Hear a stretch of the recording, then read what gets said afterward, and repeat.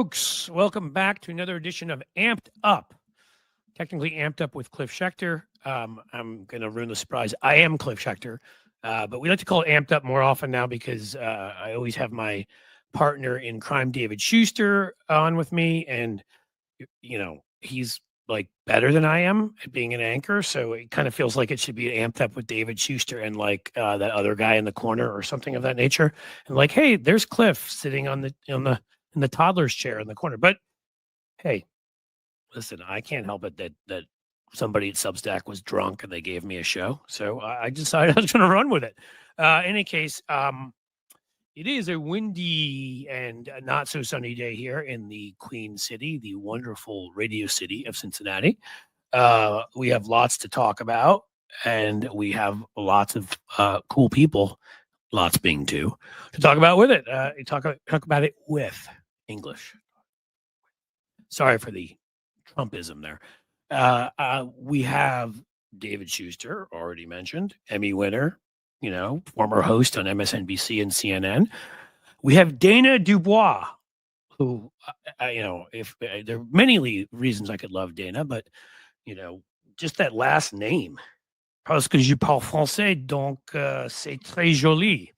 And so, of course, I want to have Dana out here. And she also is very smart and is the host of the Daily Whatever show that if you're not watching, honestly, I don't know what the hell else you're doing at 10 a.m. Every day. But here on Substack with Lawrence Winterman, they do the Daily Whatever show, and it is outstanding. I got a chance to go on it earlier this week. They probably had somebody cancel that day.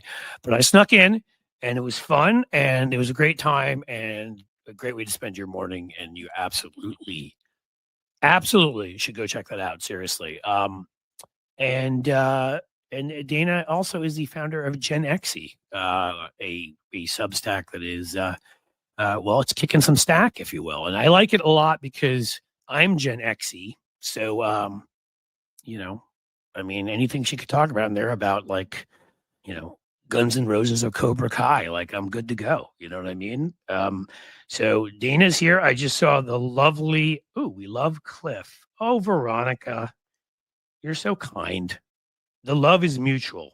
It goes back in all directions. Lefty Gramps is here. My man, Lefty Gramps is shows up at our Substack lives. He's here for the ones we do from StreamYard to the 47 platforms we go to. Thank you for being here. I'm going to just hello, Sparkler here. We may have a Sparkler raid from Al Sparks and my friends over there. So welcome, Sparklers. If you're here, join us. It shall be fun. We're going to get David Schuster out here, and we're going to get Dana Dubois out here. And oh my God, I believe we have a quorum. Hello, Dana. Hello, David. Nice to have you. Nice to meet you. Fabulous to meet you as well. It's such an honor to meet you, to be here. Cliff, people are going to start talking about us. This is the second time in has it been 36 hours? That's true. We're spending so much time together. And as I said, it's so nice. I mean, le nom français, c'est parfait pour moi. C'est très joli. I could go on forever and just make people. Español, por favor. Yeah. By the way, Dana, this is a very special day for Blue Amp because we have this whole sort of new color scheme with the logo and everything that our team has done. So you're helping us inaugurate this. Right. We're getting professional here. Fabulous. And by our with team, my hair, we're kind of red, white, and blue. And by our team, he what David really meant was a guy sitting here checking out and making sure everything's going well for us, Lawrence Winterman, who is, as you may have learned in the 47 years, I think you said you've known him. Yes. He's like smart and stuff.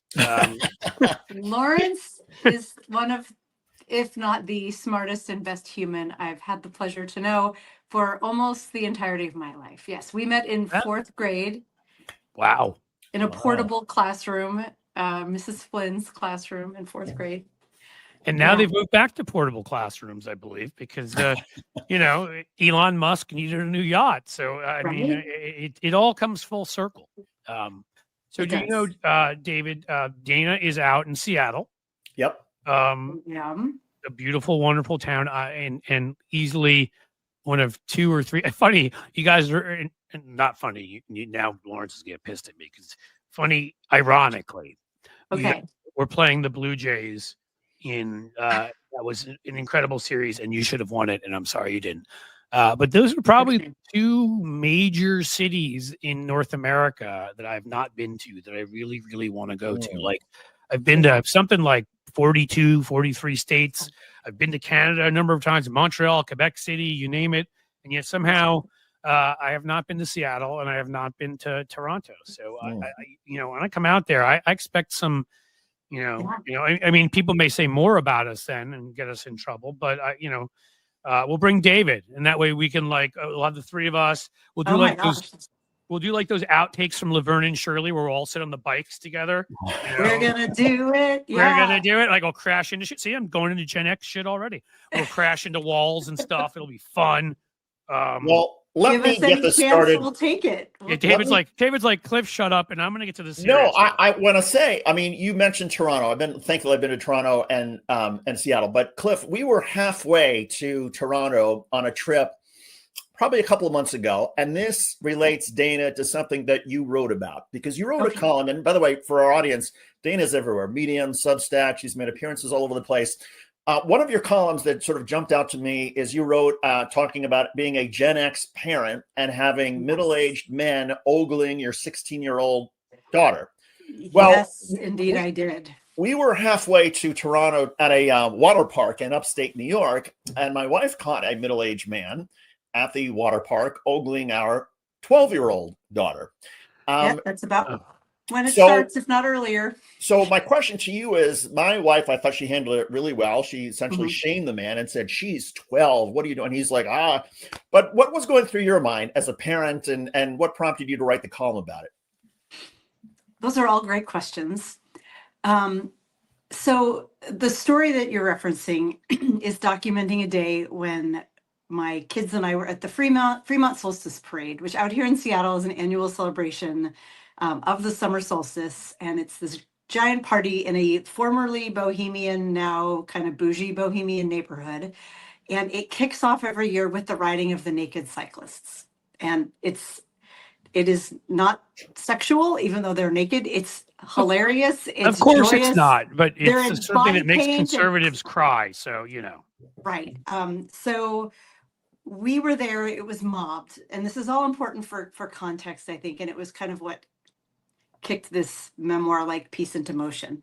The incident in question wasn't like this overwhelming leer. And it wasn't something that made me feel unsafe. It wasn't something that my daughter felt unsafe about.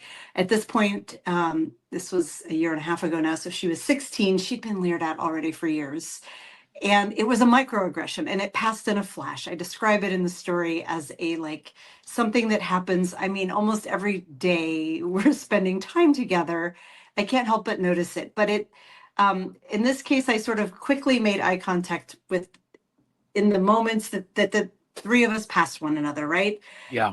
To have stopped and made a scene about it would have halted us from the rush we were in to get to the parade. And it also would have been making a proverbial mountain out of a molehill. This was just an ordinary moment in time, right? And that's kind of why I wrote about it, because if he had done something that made us feel unsafe in any way, if he'd made a really big show of it, I would have had no problem going into mama bear mode and sort of, growing 5 feet taller and protecting my young, so to speak. But that's not what happens most of the time to women and to girls. It's these microaggressions that pass that if you underline them, it's pretty easy to be dismissive, for people to be dismissive. And if you look at the comments the story has gotten, which there have been hundreds, the ones from women primarily are like, yep, I've experienced this. I've experienced this as myself. I've experienced it as a mom. Totally get it. Thank you for writing this. Some of the men have weighed in with similar feelings, but a lot of men have weighed in and just been like, you're blowing this up. It's normal for us to look at women. And then they start going to very creepy places. It's biology. It's evolution. They're the right breeding age. You're my raising your God. daughters wrong and you're letting them go out of the house dressed like sluts. Then it starts going Oh, there, that's a right? good one. Oh yeah. For following fashion norms, which we could have a whole conversation about Can I just say something what fashion quickly? norms are. Of course. Because this whole, again, I often sort of say, right, like evolution determines a lot of what we do. Biology does. Yes. Yes, that's absolutely correct. But if we had the whole point of this thing called civilization is if we couldn't control that, we'd still be cavemen and we'd just go up and hit you over the head and do whatever we would do. Like we've actually evolved beyond that to where we have this weird thing where like we have the ability to reason, a parietal lobe, and you can actually Yes. think and say, well, that would be disgusting of me to do. That would be wrong of me to do. That would make her feel uncomfortable.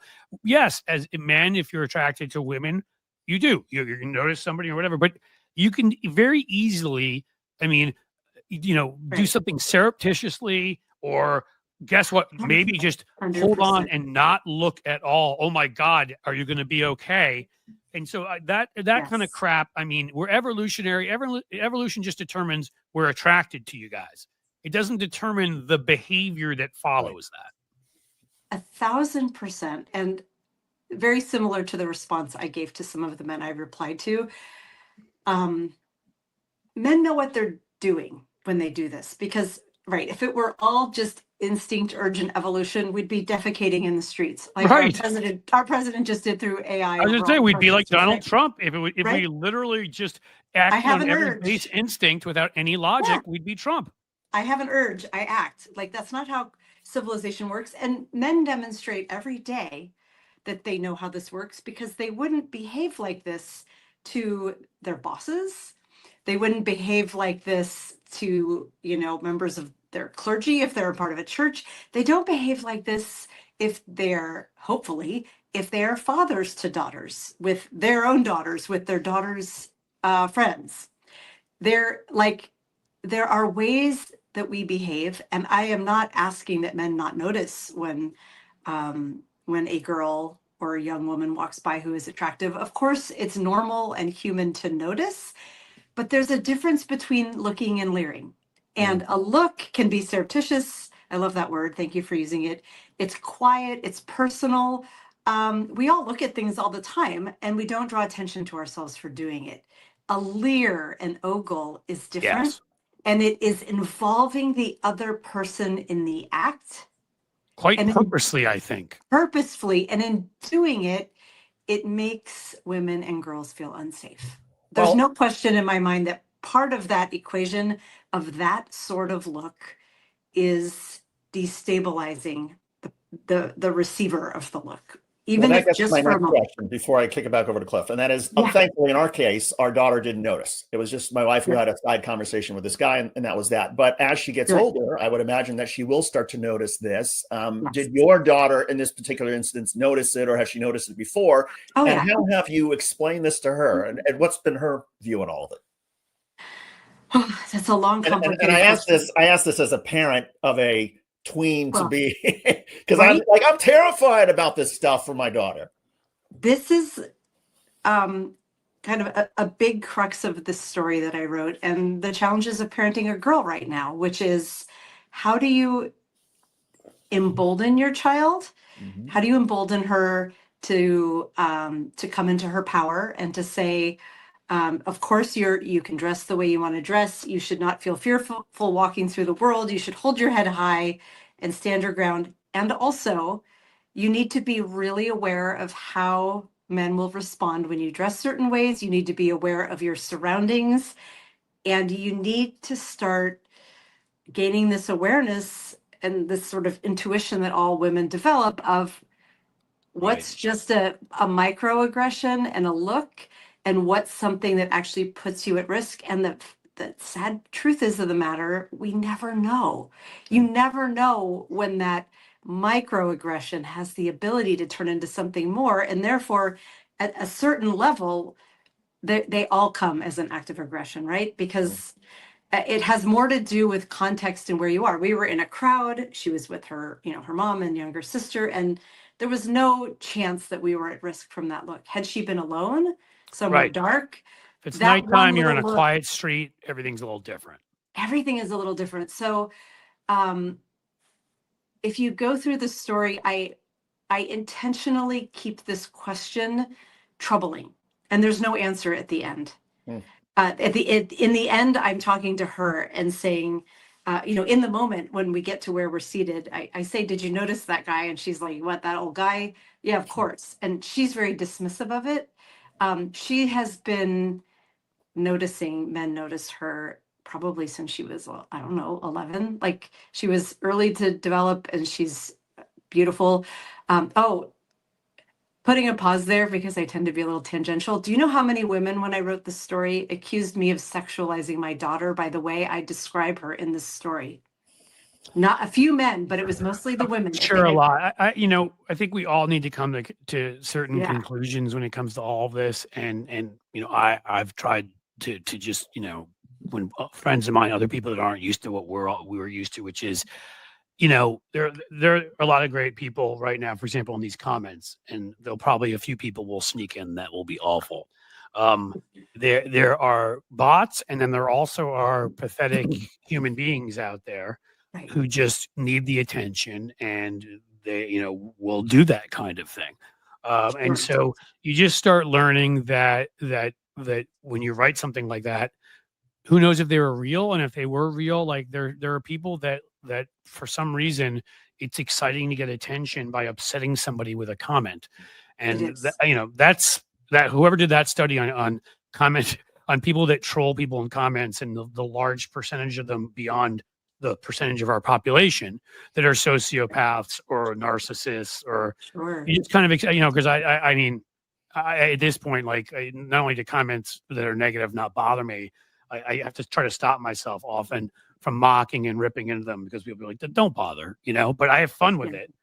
I think, It can so be I fun hope you to, didn't take any of those women seriously, because, you know, this is all one dimensional, and nobody, when you write, especially, at least people see the three of us right now. When you write something and somebody just responds, they don't know who you are. They don't know your background. They don't know where you're from. They don't know what actually, they don't know anything, but they're suddenly an expert on everything. right. And there, this is, I think, where there just are a lot of people who feel like disempowered in their lives, but they can be experts when they comment on here and rip you apart. And fuck them. I mean, honestly, Calling me a terrible, I got called a terrible mom, and I got called ugly a lot, and how I'm just they do jealous. that too. I'm just jealous of my daughter, and I'm not. But here's the thing that is part of the story. It was intentionally really nuanced and had no answers, because these questions are nuanced and have no answers. But it is a very strange feeling as a Gen X mom of teen daughters, like feeling the that male gaze that can feel so threatening, um, coming off of me and moving onto her, and it feels like this this like baton in a relay I never wanted to hand to her, because of the dangers that can come with it. And also, yeah, I mean, of course there's a grief in getting older and being like, wow, I'm no longer a beauty standard, if I ever was. I was never, honestly, never the beauty that my daughters are. And I Oh, say that stop in, it! no, it's true. You're gonna make And I'm me not, say something that's gonna get me, further. yeah, Get, I stop mean, talking about it. no, I'm not doing that to be, to put myself down. It's, I mean, you're no there David are things, Schuster, but you're pretty damn good. but, it's watching all of this, them coming into their power. There are women who commented on how powerful they have felt or still feel when they are attracting a male gaze. Like, there's truth in all of the parts, but at the end of it, and the scariest part of this moment in time, is we're raising daughters, moms like me are now raising daughters in a world where, if the worst case scenario comes true, what will the consequences be, when at the very highest level of power we have this A leader, rapist. a rapist? Let's just call I him. mean, Okay, he's sorry, been I was like, am adjudicated I a going to get you rapist. in trouble if I use the R Not a word? claim. A judge said it. So, Yes, you're right. It's not something that's libelous. He's a rapist. And right around the time I wrote this was when he was elected, and Nick Fuente came forward with that "Your Body, My Choice." That Yeah. That got flattened out that came out on social media, and it became this, well, Trump card. Haha. Boy, he's ruined a good verb, hasn't he? But it's good in that case. It is a Trump card, literally, of, yeah, your body, my choice. And in ways, he's not wrong. Like, what would the consequences in the US be when there are men walking around who, a very decent chunk of our population walking around who are like, well, yeah, 14 is kind of peak age of fertility, and evolution says that I'm supposed to want this, so I want it. And it's Well, I think fair. we're going to get into a broader conversation because that's We why I are. put sort of had the thumbnail on the overall, because, you know, it's, Notice. and I'm going to butcher the name because I'm sorry, Virginia Guffrey. I think I'm mispronouncing her last name. But her new book just came out, and that's why that story that you wrote made me think of that. Yes. Because we're learning all of this kind of new stuff from her book. She actually calls out Prince Andrew, who came after her, and you know, there's a lot more. I have a whole thing, and we can get into it at some point. But I just wanted to answer your question from before, you know, and say, you know, we don't ask. I would never go up to somebody black and say, you need to figure out how to stop that white guy over there from being a racist. Can you do that? And so what I'm going to say, as the father of two boys, is it's on me to teach them not to behave like that, which Right. we made one of our priorities in life, which is that you will not be that. You will learn to respect all people. You want people to respect you, right? You will treat them with the same respect. That means you will not behave like this. You will not do this. You will not say these words. You will not, you know, and so to me, it's up to people, you know, it's on people like me. I'm just gonna be honest. It's not on you or David. You know, you have to do what you have to do to keep your daughter safe. And it may be that, you know, we don't live in the perfect world we should live in.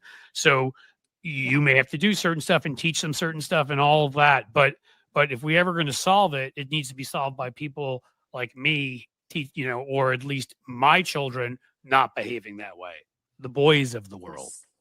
I 1000% agree with you. And one of the things that makes me feel so dismal or dark about where we're heading as a country is I think we're heading in the wrong direction. It wasn't that long ago that I thought, well, you know, the Gen Zs have their shit down. Things are going to get better in future generations. But after Trump was elected again, I hate saying that, but truth, and seeing that it was young men who were one of the largest voting blocs, and knowing the influence that like Charlie Kirk and Turning Point have had and are continuing to have on young people growing up, it makes me really gravely concerned for Well, where you should we're know, headed. and again, we can never be 100% sure, but if we want this to have at least something happy attached to it, and I want you to jump in, David, because I like you, but that I think outside of Latinos, I want to say the second biggest group that Donald Trump has hemorrhaged with are young men.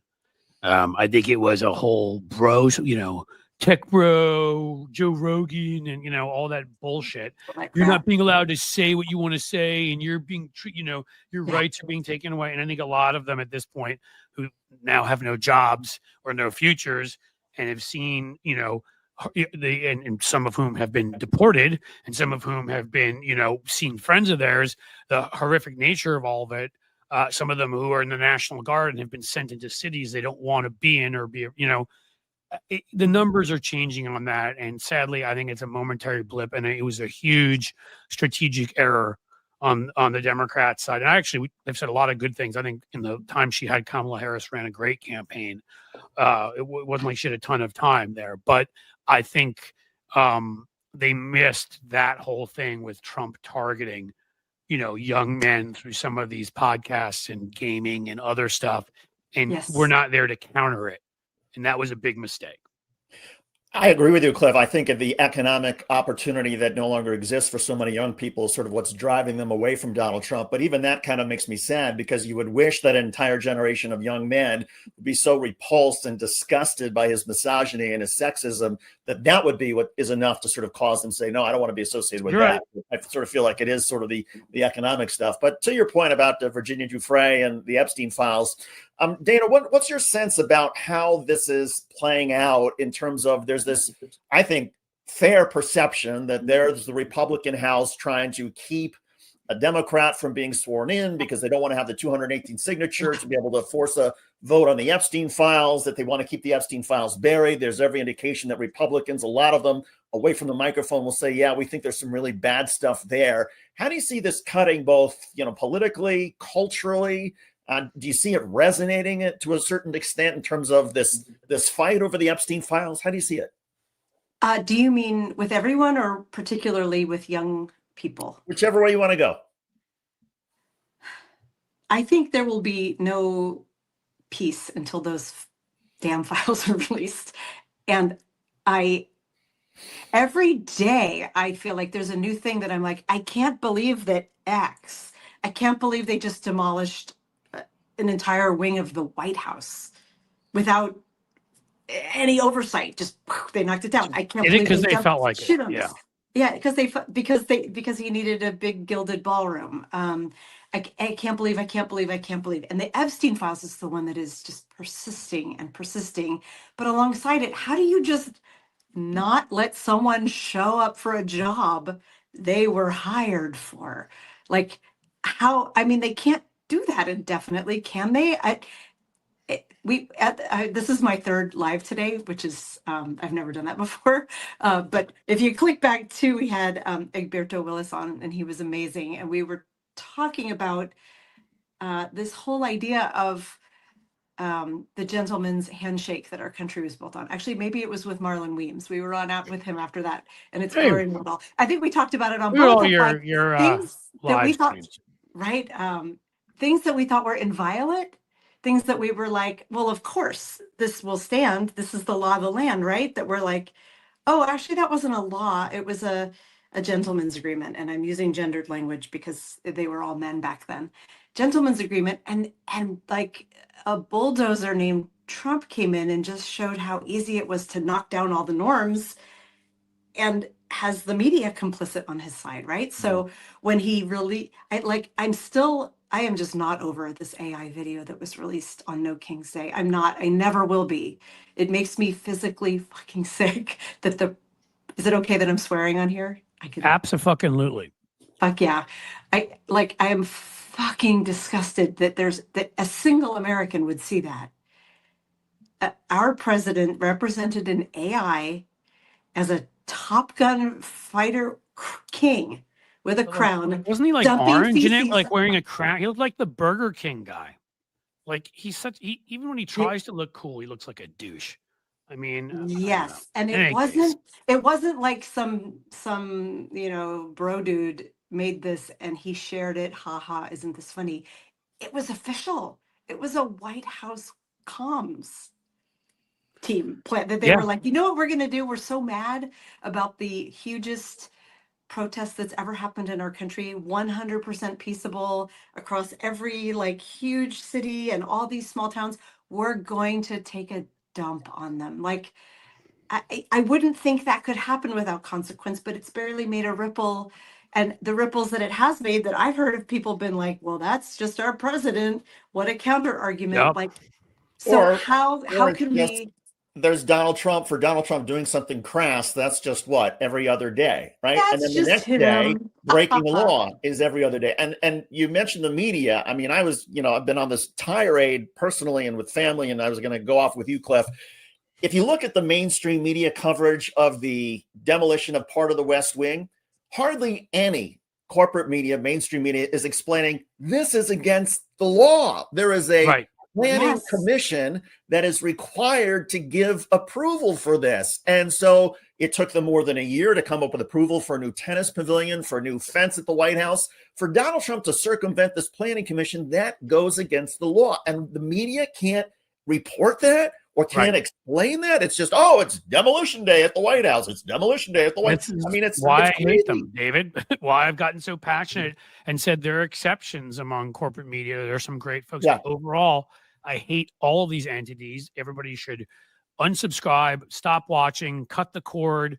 I mean, because they're just part of larger monopolies. They're just there to as some throwaway part of a bigger organization. They have there's no relation between what they do now and what their purpose was in the First Amendment, which was to hold people to account, and you can't just say you're telling the truth, oh, well, we don't want to be biased. The truth can't be biased. It's the truth. And if you don't tell people what happened, you don't have to go into a Donald Trump, that feces he was dropping on people. That's actually what he's made of, which is maybe what I would have said. But what they could do is say he's demolishing the East Wing over here, and that's illegal. And that would educate people, and that's their role. Just like on the Epstein files, just like on the No Kings March and everything else. But they don't. They do, and it's been my argument for the longest time. Again, there's numerous factors have gone into this. It's not any one of them, but without corporate media, Donald Trump could not have been elected in 2024. 100%. It's because there's that 33, 35, 37, whatever percent of hardcore, idiots that are always going to vote for him, and do all that. And there were people on Kamala's side, but there's that other kind of 12 to, or so, maybe more percent of Americans who are working hard. They're not paying close attention. They're not ideological. They don't really know. And in the end of the day, when you've got this vast right-wing media just constantly smearing whoever the Democrat is, corporate media repeats some of it, and then corporate media both sides everything else and doesn't tell people the truth. Like if they just showed that video of him pooping on everything, they wouldn't even have to comment on it. Just showed it to everybody. People would get what we're dealing with here, or one of his rants at 2 a.m., but they don't. You remember the war on Christmas that Fox had said that, I think it was Bill Clinton or Barack Obama, who knows, but they said that the Democrats had declared war on Christmas because Democrats wanted to say happy holidays. Can you imagine the reaction from Fox News if a Bill Clinton or a Barack Obama or a Joe Biden had created this, AI and posted it out of literally pooping on conservatives? They would have gone. You don't have to imagine. Look at their reaction to his debate, Joe Biden's debate, and you can imagine, like, to any if he'd done anything remotely untoward, what they would do. I mean, look at their reaction. Tan suit. 2 words. Tan suit. Yeah. Yes. Obama in the tan suit. Remember when Obama, also he saluted with the coffee in his hand? This guy is sending those troops into cities unprepared to do what he's trying to have them do, because they're not meant to do that. And this guy doesn't show up to funerals of soldiers. Instead, he goes golfing. But, Obama once saluted a general or whoever it was while holding a cup of coffee. I think it was more like while having a little more melanin in his skin would be the more honest answer there. But I mean, that's been the story for 20 to 30 years now. That predated Trump. And that's why I've long been angered by them. Post-Trump, it got so bad that I just unsubscribed from it all and just have nothing to do with any of it, because it's such bullshit. And it honestly, it's destroyed our country. We wouldn't live, because that other 12%, I promise you, wouldn't end up in a position where they're like, they all are terrible. That's what I'm hearing everywhere. But at least Trump's a good businessman, which, they hear from like stupid shit on that, they'll say on MSNBC, well, he was, they'll still repeat that stuff, even on Democratic channels, on other corporate media, because he was on a TV show called The Apprentice and fired people. He went bankrupt 5 times, you dumb fucks. Like, maybe get that, maybe. And so I've known some of those people who are like, yeah, I didn't like either of them, but Trump seemed like the lesser of 2 evils. None of those people would be voting for Trump if they'd seen the string of things he wrote, sent out. They would think he was fucking nuts, like he is, and they wouldn't have voted for him. And I hold our media directly responsible for that. Yeah, I don't watch TV. I haven't watched TV news in years, and I feel all the more informed for it. But my mom, who lives in South Florida, love her dearly. She votes Democrat. She considers herself liberal, but she's like boomer liberal, watches, CNN kind of liberal. And she now thinks I am this like radicalized lefty, like, oh, well, where you live out in Seattle, you've been radicalized. You are so far to the left. And you know, we're not always the best judges of our own selves and where we've moved, but I'm like, my views haven't really changed in the last decade or so. I think I'm liberal, but I'm like, there's certainly people out here who are left of me. However, Lawrence and I talk a lot about the Overton window on Gen XE and the Daily Whatever show, and it's that notion of there's a safe window where what's possible discourse happens and what's possible. And if you keep proposing crazy ideas on one side or the other, and they are substantiated, the window moves in that direction. And it's moved so far to the right that my mom didn't know about the airplane AI thing. When I mentioned it, she was sort of like, "You're crazy." And I'm like, I literally have eyes, Mom. I see that I don't want to cut you up, but that, because it's important. That's the point I'm making. That's right? it, right? I had somebody I knew was like, I voted for Trump as the lesser of two evils, and I was like, "Oh, Mr. Sharks and Batteries or whatever," and he was like, "What are you talking about?" And I'd explained to this person that he'd gotten up and obsessed about sharks and fucking batteries, and which he would choose to die from if he were stuck on a boat and there was a battery and a shark. And he did this 4, 5, 6 different times of things. This person didn't know. And and this is somebody that consumes media. The only way they could not know is because our media doesn't report it. And that's why your mom didn't know that. And again, that's corporate media failing. Yes. She was like, "Well, Biden had a lot of flaws." And I'm like, "Yeah, Mom, every president is flawed. A president isn't a king, or never has been. They don't get to go in and wave a wand and do whatever they want.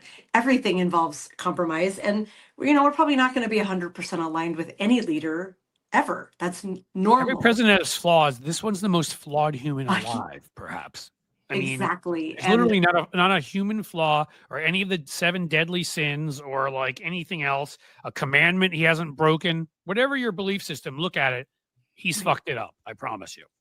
No arguments here. And it's why places like Blue Ant Media and, you know, all of us here on Substack and YouTube and everywhere else, it's why it's so important. And I'm really fascinated by this moment in time in media, because it's really the first time that there are these tools available, so that when the media, the traditional legacy media, whatever you want to call it, is being so complicit with this regime. And I feel like we need a stronger verb than complicit, but let's just use that for now. So they're firing people who have views that they don't like, or people who are ethical are choosing to leave. Hello, present company. And where are they going? To places like Substack, forming entities like Blue Ant Media to keep us informed.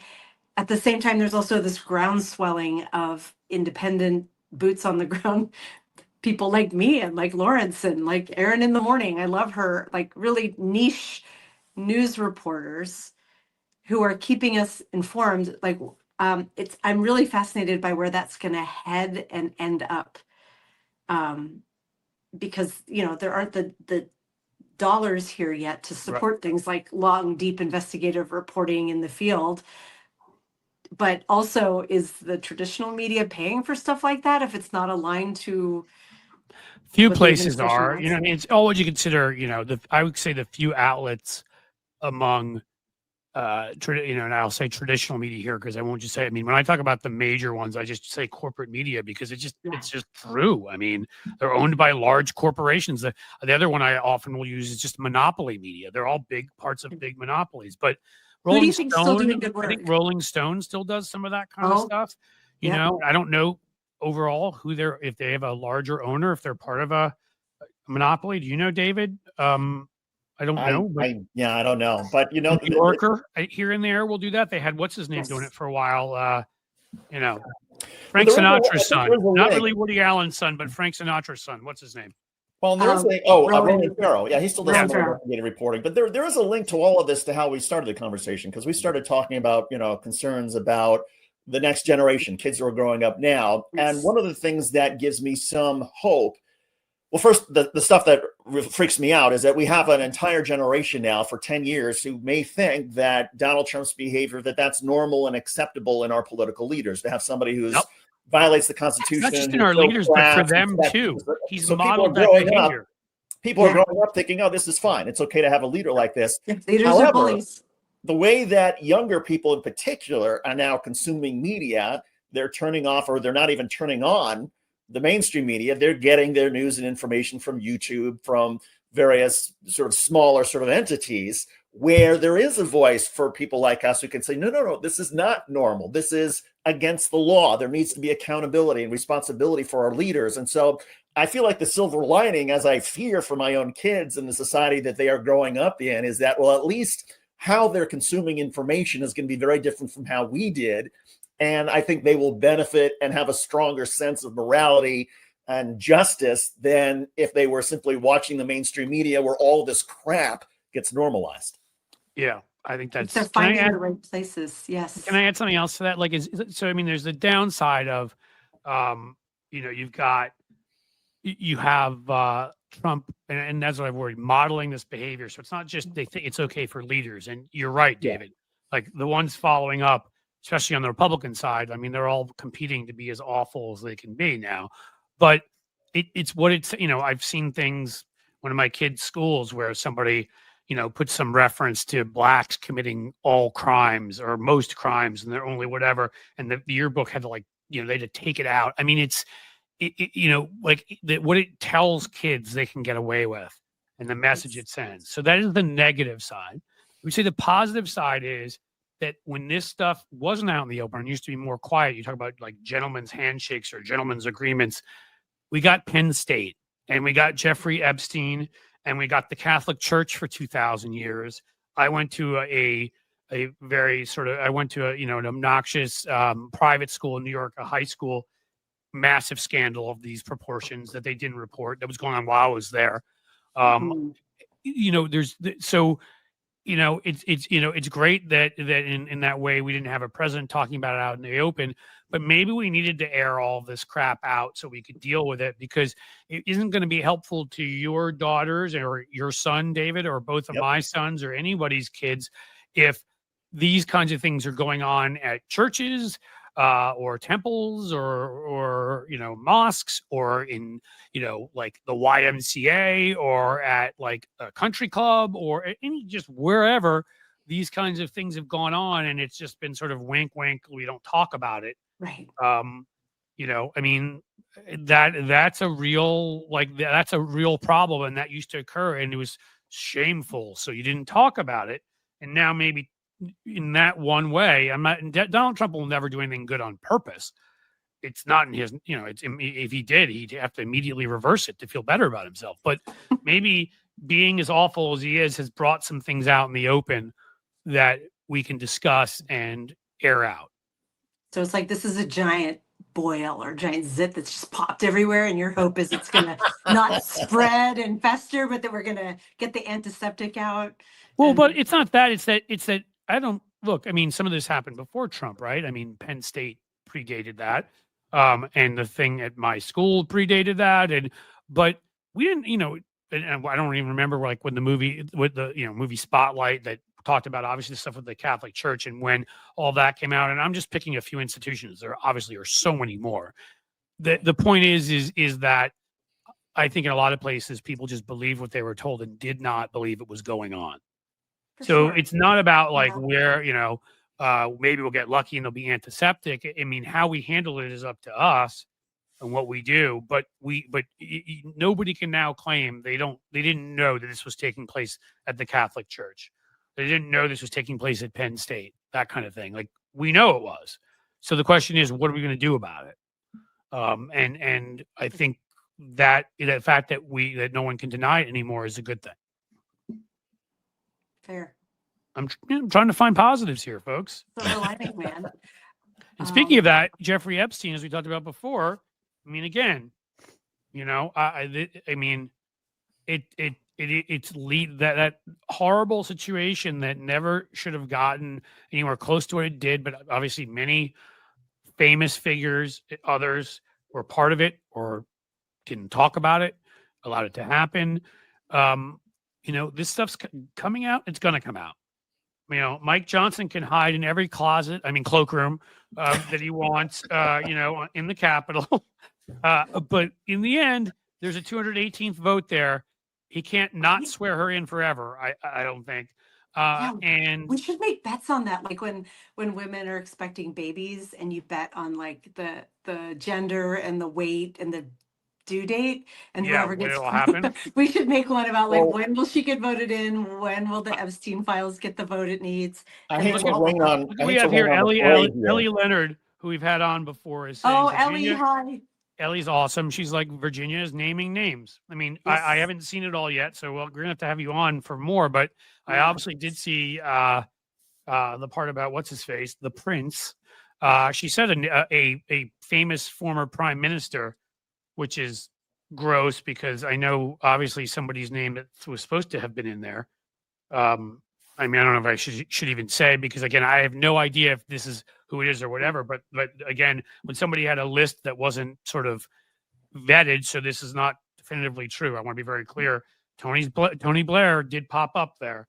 Well, I don't want to make either of you super sick, but I'm nauseated. But I feel obligated because of what I've heard from a couple of friends in DC that one of the theories that's now sort of going around is the reason Mike Johnson keeps delaying the swearing of Natalie Grijalva is not because he can stop that, but because he thinks that there's a Democrat or two in the House who are sick and elderly and might die at any time. And if he can have them die, and then there has to be a special election, then it delays it even more. So the rumblings are, and I've been trying to think, oh my God, which members of Congress were Democrats, Eleanor Holmes Norton, I mean, who's sick and sort of frail.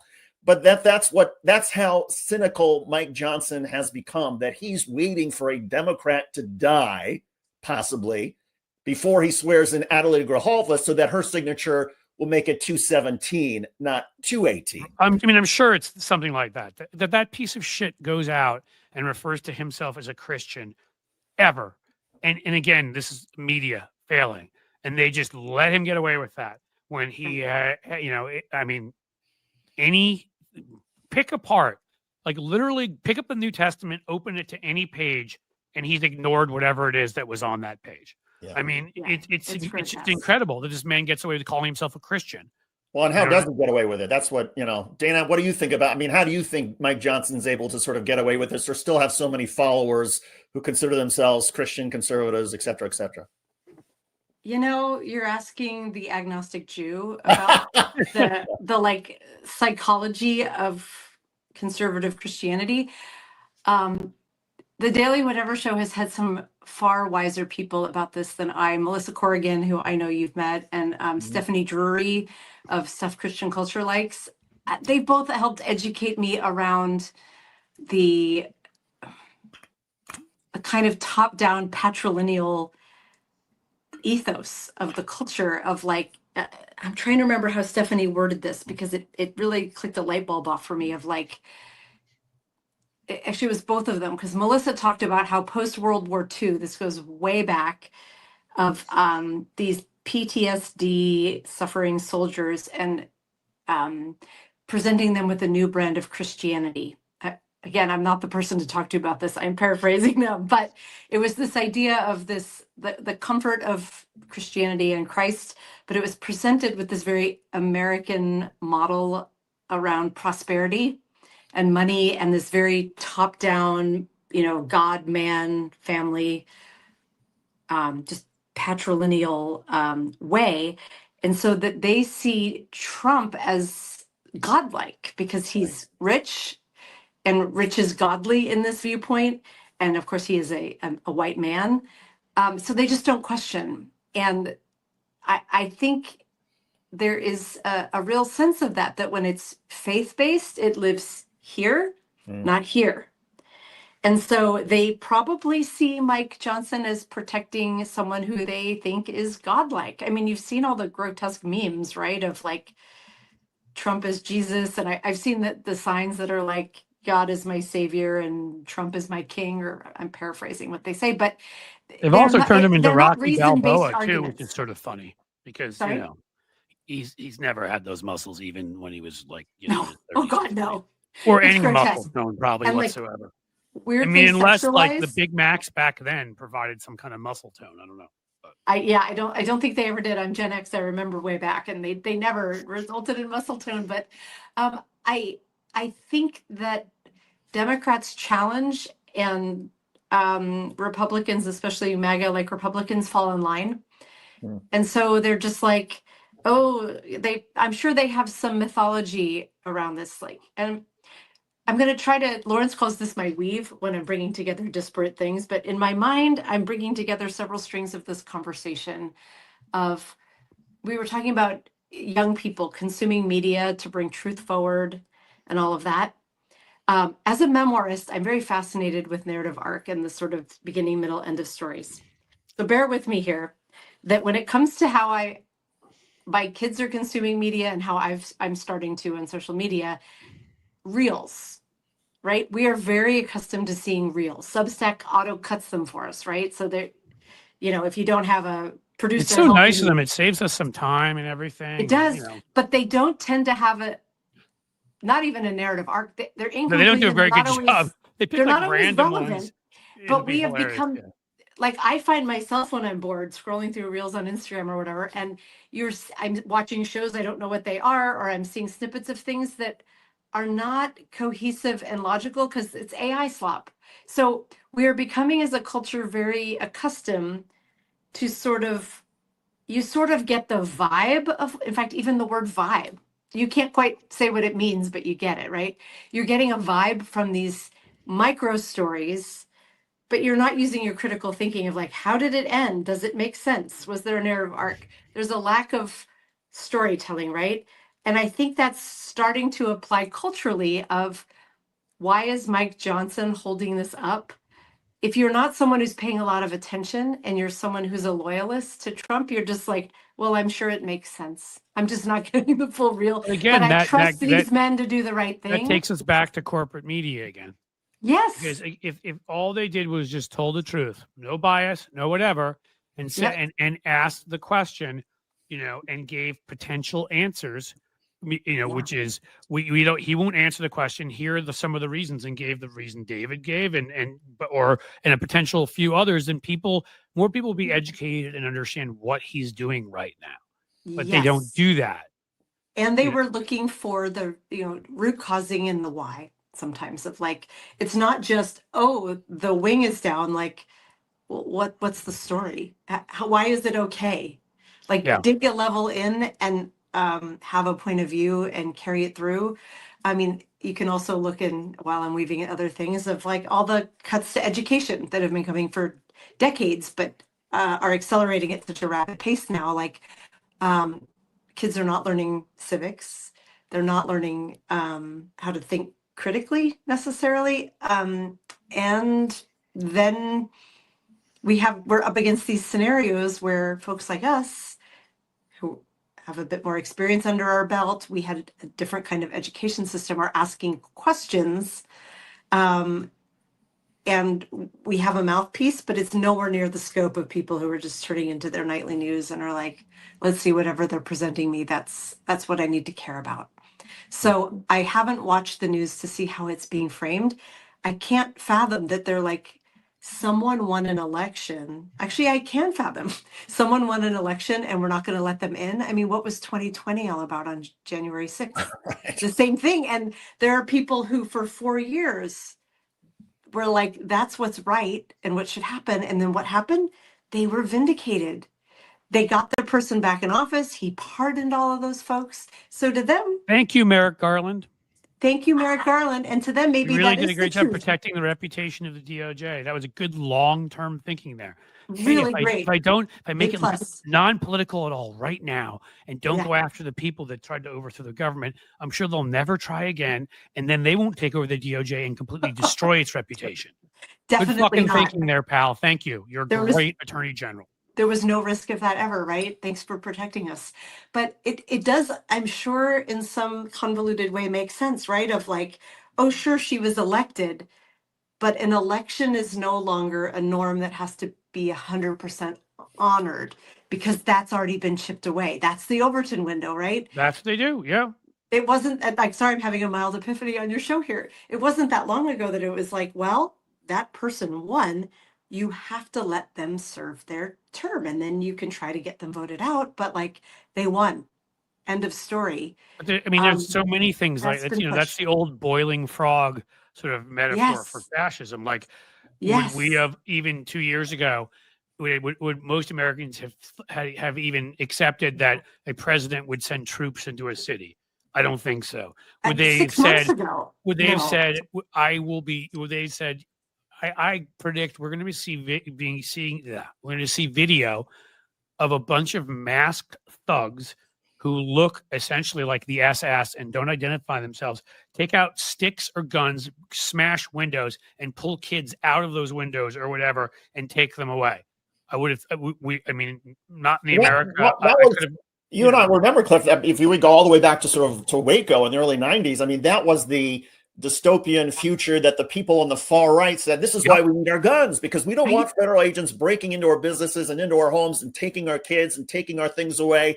Well, now it's happening. It turns out they were always full of shit. And always, I used to say one thing all the time, which is, if you want to know what Republicans think, whenever they say that, complain about something, or they say that that people deserve something, what you need to you just need to add a couple words at the end of every sentence, which is for white people.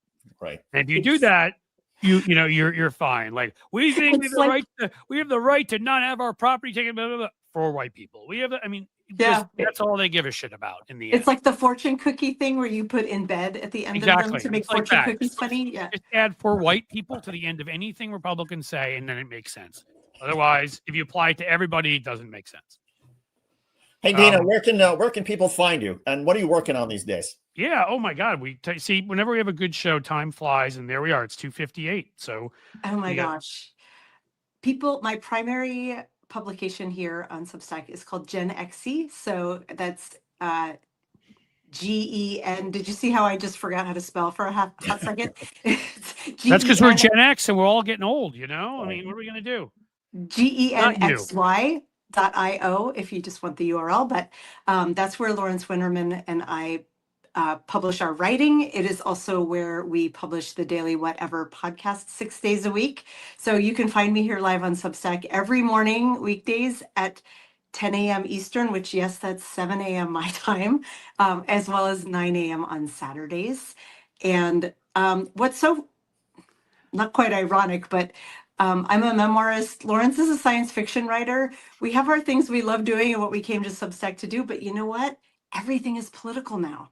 I know. I talked about in your show the other day. Yeah. I'd love to be talking rock and roll and great movies, and politics is important to me. It'd be part of it, but there's so much to talk about here, And I do have to ask you a question though, because you've known Lawrence for 47 years. Yes. Like, Winterman can't be his real name, right? Like, Winterman, that's some made up bullshit. Like, it is not. I'd be like, hi, my name is Cliff. I'm awesome, and you should love me.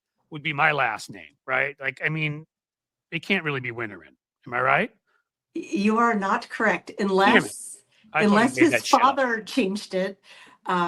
Lawrence Winterman has been his name his whole life, and my maiden name started with a W. And so throughout school, because teachers wouldn't think of things like maybe you're short and you need to sit in the front, or you have ADHD or bad vision. No, it was just always alphabetical. And so I always sat right in front of Lawrence in every class, and that's how we became best friends. Can I tell you? Are there any other kids you went to school with that you want to take the opportunity now to give a shout out to, or that you're still friends with? Or and where did you guys grow up? South Florida, Coral Springs. Florida. Yeah. It was a nice place till Republicans took it over. It was not my favorite even then, and it's atrocious now. My mom lives in Delray Beach now, which is it's really nice actually. It's right by the water, and I love it. And one of the things I love about it is an intersection close to her house. In spite of it being a red state and blah blah blah, was this beautiful rainbow, a pride rainbow at the intersection. And she just told me that those fuckers just destroyed it. It's no longer all of them in Florida. God, I hate it. We were going down regularly. South Florida. We used to go to Key West, and they had it there. And for a while, DeSantis told them to get rid of it, and they said, fuck you. So I wonder if they've come in and they've forced them to get rid of it yet at this point.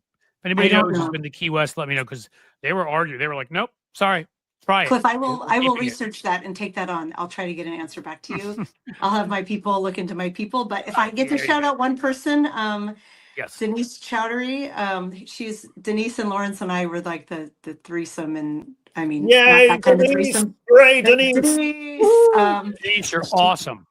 yes, she is awesome. I don't know if she's here listening because I can't see who's listening. I just see us. But Lawrence has always been a winnerman. And I'm right there with you. We yes. love Lawrence, and we love him even more because he introduced us to you. So Dana, thanks so much for you. being on the program and joining us and sharing your insights and introducing us to your columns. It's fascinating. Thank you. It was such a pleasure to be here. You asked what I'm working on right now. I have like 16 memoir pieces started, and if the news could slow down for like a fucking hot second so I can get that part of my brain back and get to writing, I would love it. But yeah, they're mostly about I write a lot about relationships and dating as a Gen X person, or at least historically I have. Kind of cultural observations. I have about 5 pieces started like that, but I'm like, how can I write about this right now when the world is on fire? So if the world could just quiet, if y'all have any strings to pull, really, really appreciate that. I'm going to work on that, definitely. Thank you. I appreciate you. Dana, thank you so much for being here. Thank you. I mean, it's been fun, a home and away for us, like yesterday and today. We'll definitely have you back here. And I think I'm going on your, what's the Friday show? I always get fuck you, fuck it, fuck everyone. We have a feature every Friday on the Daily Whatever show called Fucked Up Friday. And we started this right when we just started in April. And just indulge me for a minute, because I think this is important. We did it because we knew that the frog was going to boil and boil. And so we started in April with like, oh my God, what are the atrocities this week? And we want a record of like how we're descending. But we also are doing it to keep each other buoyant, to keep our whole community buoyant as the news is going, and to say you're not crazy. These things are awful. No. The premise of the show is we invite someone on, and Cliff, you're coming on November 21st. Our Fridays are pretty booked out because this is a popular feature. And each of us brings what we think is the most fucked up story of the week, and we pitch the reasons why. I can't wait. Contextualize it, and we swear a lot. One is I know David has to leave to go get his kids, and we're already past 3:00. Okay. David, it's all right. I want to make sure. And the other thing is, but even if though David's leaving, you have to invite David to come on and do that at some point too. Yes. And we have to bring Lawrence on this show, because now everybody's going to be like, Lawrence, we love Lawrence because we love Dana. We got to meet the other half. And so I know. And his name's Winner Man. How can he not be cool? He is. Thanks, guys. I appreciate it. Thanks, Dana. Thank you guys so much. I'm going to just say goodbye to everybody. You guys take care. Thank you as always for being here, David. Thank you, Dana. You're awesome. And hopefully I will see you soon. Can we just talk about music one show too, Cliff? Can we just get on and be like, we're not going to talk politics? There's a plan for a lot of that going forward. Trust me, because I need to get to music and film and some sports stuff and to, there's just all the things that I'm passionate about outside of here. Beer, tequila, the whole 9 yards. I founded a music website. We got to do this. We're gonna talk tunes one day. We absolutely are. Seriously, let's do that. All right. Well, thank you for being here. Awesome. Thank you for having me. My pleasure. You have a great day. All right. Yep. Bye. Bye. All right, you crazy kids. We have our usual tomorrow coming up on Substack. That will be our amped up Substack version, 2 p.m. Eastern. There's still a guest who is supposed to confirm, who hasn't yet, so we are waiting. But you know what? We've got a few other pretty awesome folks in the wings if this one doesn't work out. So you should come by. It'll be fun. It'll be an hour. It'll be on Substack, the crazy live, phones, weird angles and crazy shit. And it'll be a good time. Otherwise, thank you for your support. I want to thank the folks that, Starch Manning. Thank you, my friend. First, thank you to Ida, who's a new member, which is pretty freaking awesome. Thanks for joining our little band of merry men and women. I don't know. In any case, and Starch Manning, which is, I believe, a new entry here. Thank you. First, so when they got the Voting Rights Act, assuming Dems lose more seats in the House, can Dems win the Senate? Then what? So when they got the Voting Rights Act, assuming Dems lose, well, you shouldn't assume Dems will lose more seats in the House. what California is doing, what New York is doing. We don't know how this is going to shake out. I'm seeing in Ohio where they're going to try to steal 3 seats. But if there's anything close to a fair election and the wave that will be against Donald Trump will be enormous. He's got a 37% approval rating right now. The more important one is a 61% disapproval rating. And when people hate somebody, they will hate vote. Trust me. So I wouldn't go with the assumption that Dems are not going to win the House back. I would, especially with the president in power, the opposite party normally does anyhow. We all have to prepare for what Trump will try to do to block elections. And we all have to be proactive about making sure every Democrat and every person in favor of democracy and everyone else does what is necessary, no matter what, to make sure elections happen and are free and fair. On the Senate side, I think we've got a bunch of great candidates. So, I think we got a great shot in Maine. We've got Sherrod Brown running here in Ohio, who only lost by 3 points when Kamala lost by 11. We've got Roy Cooper is running in North Carolina, has won their 4 different races there for attorney general and governor. We've got who else? I know we've got really couple good candidates in Iowa, and I can't think of who they are. We've got James Tallarico. I know Texas is very tough, but listen to that guy speak and the stuff he's saying. It's pretty incredible. I think there's a number of places that will be in play, and I think Trump will put more of them in play. So we'll see about that. And then Starch, you also came in with something else. What is that? What do we have? Just a win. Oh, okay. That's then what? Then win? I guess that was the question. Lefty Gramps with a $5, so $2 super chat from and a $5 super chat from Starch. Thank you for that. Lefty Gramps giving us a $5 super chat, as he is always supportive of all the shows I do. Great show today, Cliff. Thank you so much. Guys, I thought about it, and I'm going to stop doing the, who's coming with me thing, just because I feel like we give you a great show here, and I'm just going to say, I'll give you a minute or so as I'm talking here. I hope you're going to appreciate it enough that you'll say, for, a 99-cent super sticker or $1.99 or whatever it is worth supporting the work we do, so that we can afford to bring in the people we bring in and the machinery and the whole damn thing and keep doing it. Because it's, this is what we need to keep going. So no little dance for me this time, but I do hope that you will find it in yourselves to support us, because that's the only way we can do this thing.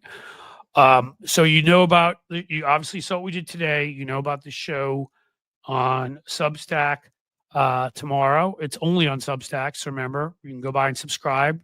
Blueamp.co. That is blueamp.co. Judy of Ghoul is a new member. Thumbs up. Thank you very much, Judy. If you're a new member here, fantastic. I would say go to blueamp.co and check out our Substack also, where we're doing lots. And, I think that's about it. We got into some of the Epstein stuff. Who knows? Maybe we'll have to talk to our friend Ellie Leonard, who may or may not still be here, and see if we can get some more information on what's going on there. But meantime, always a pleasure. Always enjoy the show. Always enjoy chatting with all of you. And, not much left to say except for, my friends, as the sun sets slowly in the west, I bid you a fond farewell. Have a great day.